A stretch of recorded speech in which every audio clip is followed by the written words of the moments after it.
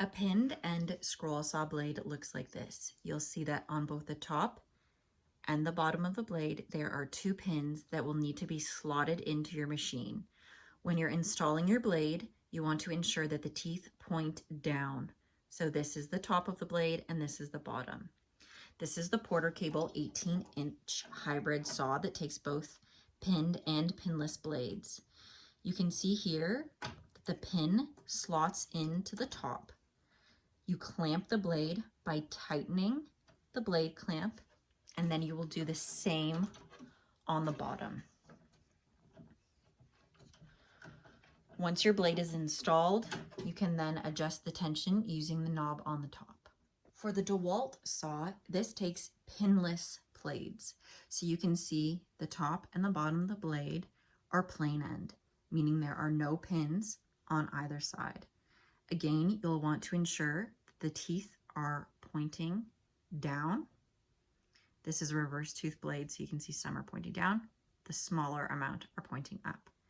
To insert the blade, I've removed the base plate so you can see both the top and the bottom.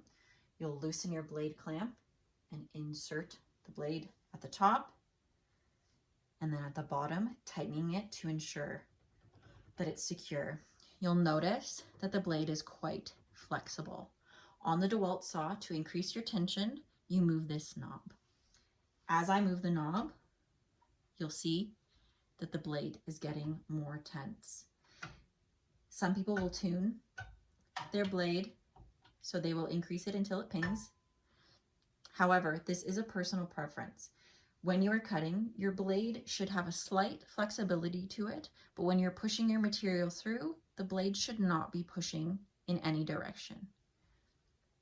So if your blade is too loose, your project might move around or vibrate, or if it's too tight, your blade may snap as soon as you start cutting. Speed is another factor that you will need to take into account. When your blade is fully tensed and you increase your speed, you want to ensure, as I mentioned, that the blade is not flexing backwards or side to side when you're cutting. I will go into more detail over this tomorrow when we get into some basic cutting, but that's generally how you set up your saw blade for tension and speed.